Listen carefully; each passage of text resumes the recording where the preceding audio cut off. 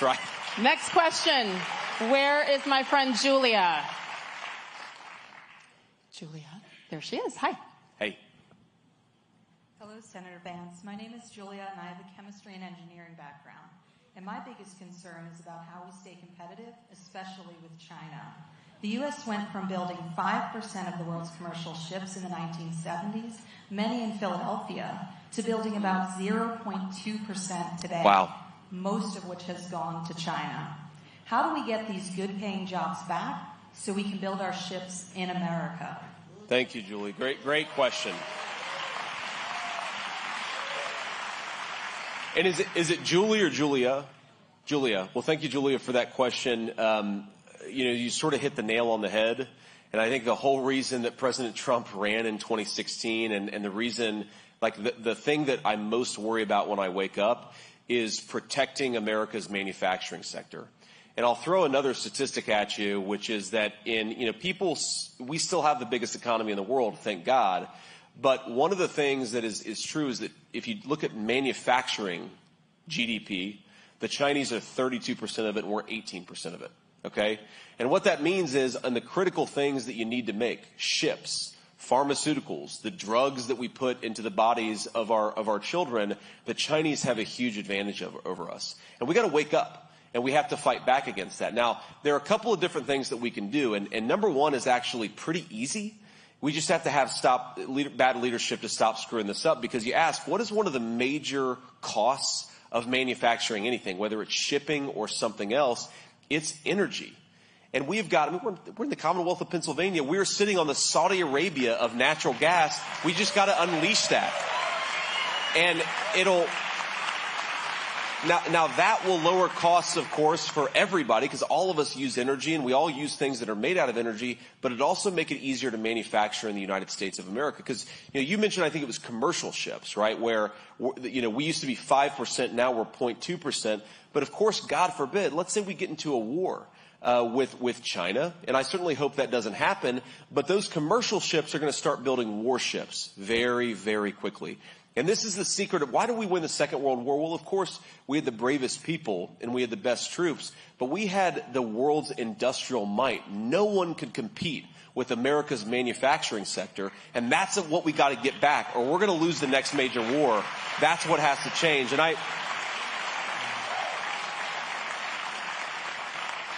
I want to answer with something else, too, because, President Trump, I think, really changed the national conversation about this.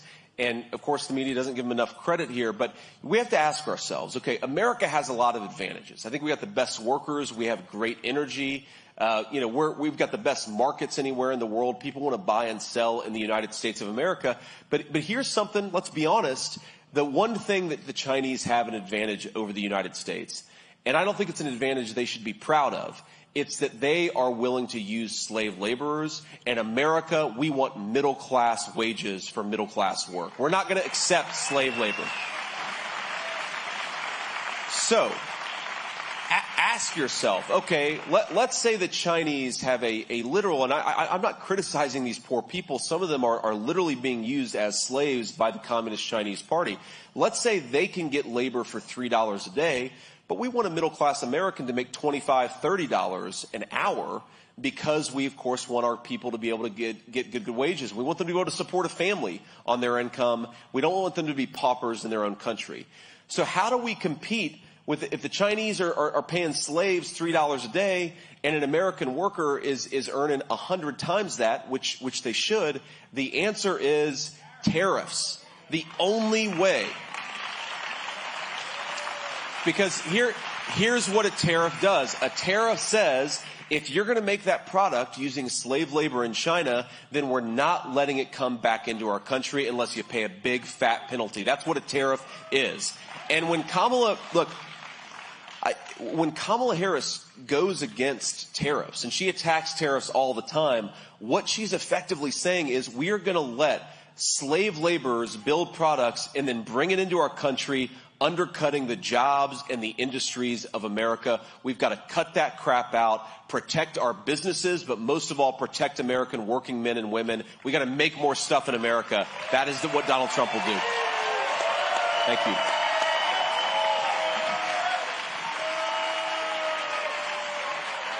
It is truly, whenever I've heard her talk about it and just witness things, it is truly anti-American. It is. And I think that's what we need to remember. Like sometimes I say, why? I don't understand it. It is, the reason doesn't matter. It's anti-American and it must stop. The question is, not if, but when you get in office, that's right. How can you and Mr. Trump, how quickly, realistically, can you start to turn that around and bring jobs back from China? You know, some of this stuff is going to happen very quickly, and some of it's going to take longer. And, you know, I think it's important for political leaders to level with the American people because, you know, the American manufacturing sector was destroyed is overstating it, but it was harmed over 40 years, okay? It's not going to happen overnight. But if you just look at what President Trump was able to do in 4 years, right? So there's all the stuff that we talk about. There's rising take-home pay, the fastest in 40 years. There's 1.5% inflation. It's always funny. You know, Kamala will say, well, if Donald Trump gets his way on tariffs, then, you know, inflation's going to go through the roof. It's like, first of all, the inflation is going through the roof because of what you've done. Donald Trump imposed tariffs and inflation was at 1.5%. It doesn't make any sense. But I think that a lot of this stuff can happen very quickly because energy, I mean, look, we are sitting on a gold mine. Drill, baby, drill, right? We are sitting on a gold mine that can be unleashed very, very quickly. You know, you already saw a lot of investment that was starting to come back into our country when Trump was president, but you can do a lot more. Sometimes you don't even have to do the tariff. You just have to threaten it. Right? And that's what President Trump understood about this more than anybody, because he is a business guy, is you got to be willing to use your leverage in a negotiation. You can't go into a negotiation with China and say, oh, yeah, fine. You know, we welcome all of your, you know, built by literal slaves products, because then they're going to take advantage of you. You need to be willing to fight back and to push back and to stand up for American workers. That's what we're going to do. It's going to happen some quickly, some it's going to take a few more years. And I think as Americans and as citizens, I found myself paying more attention. When I go on Amazon to buy something, you can look and see where it's manufactured. Oh, yeah. And I think that that's where we have responsibility as well, to do a little bit more homework and say, you know what? Okay, maybe this isn't the exact color I want, or it's a little bit more for now.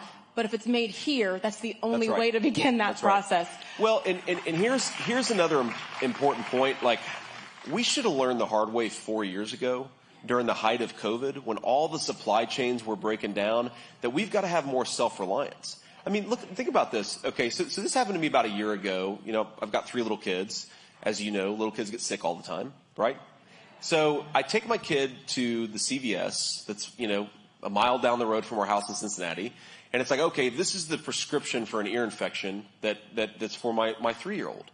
He's now 4. It's like, oh, well, we don't have that one. So you call the doctor and you get a second prescription. Well, we don't have that one either. Then you get a third. And finally, it's the 4th prescription. Think about this. Our country invented the mass commercialization, the mass availability of antibiotics. And now our own children sometimes have to go down the list to the 4th prescription because we don't make enough of our own stuff. So what we should have learned over COVID was not to mask toddlers or to fire nurses because they don't want to take a shot. The real lesson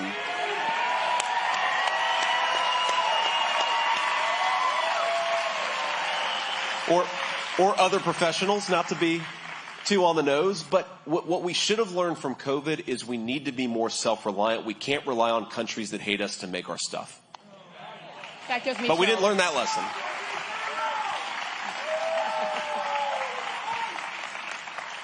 Oh, he's got the fight t-shirt on. That's I see you. Yeah. Very nice. This is a good guy here.